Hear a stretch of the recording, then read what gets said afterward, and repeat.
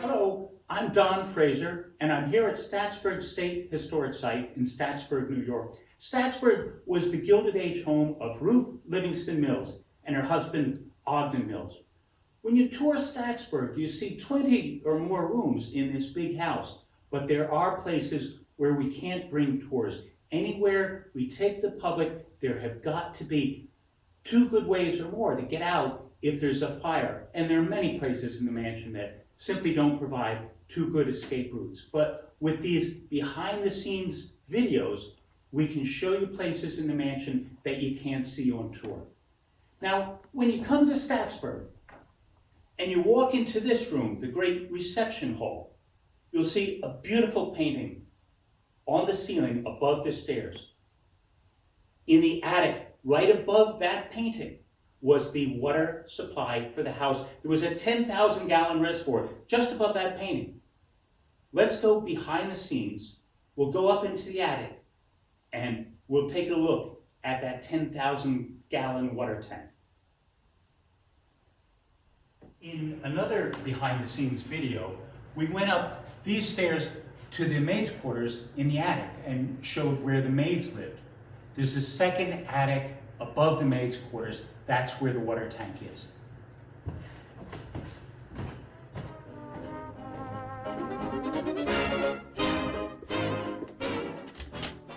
Up another flight of stairs, open a door to the left, and there's the water tank. It's steel. Water was pumped from the Hudson River to the basement of the mansion. There it probably went through boxes of sand to filter it, and then up to here.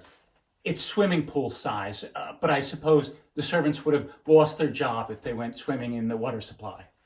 10,000 gallons, that's more than 80,000 pounds of water. What kept it all up? Steel beams.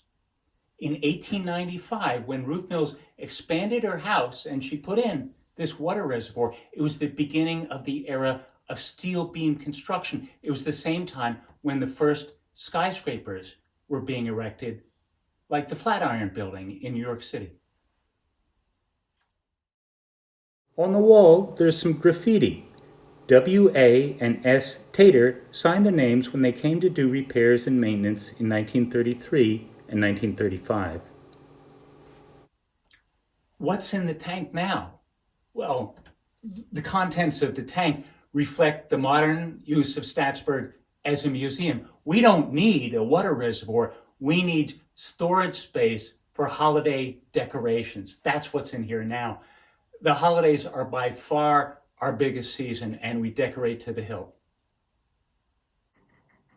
As we go further into the attic, we see that it supplied lots of storage space for the Millses. And today, we use it to store yet more holiday decorations.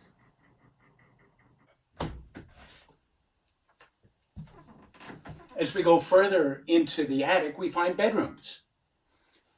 While the Millses maids stayed 1 floor below us in the first attic, the visiting maids stayed here in the second attic. Yes, visiting maids. When ladies came to spend an overnight at Staatsburgh, they brought their own maid. And these rooms were for those visiting ladies' maids. There are 4 rooms, 2 on either side of the hallway. The rooms are big enough that you gather more than 1 maid at a time stayed in these rooms, so they probably bunked up dormitory style. It has some nice touches for dormitory style.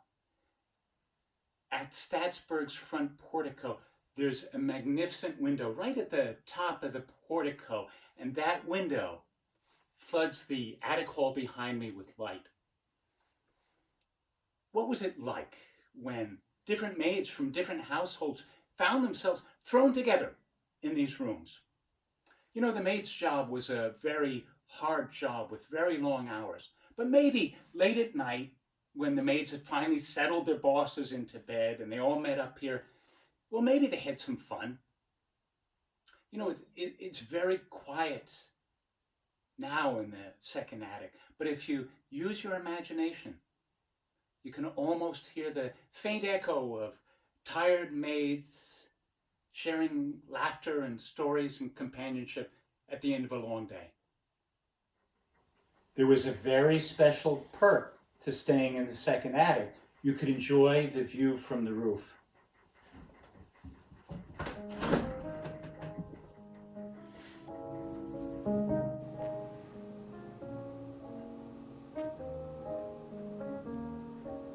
What a place to enjoy the beauty of the Hudson Valley.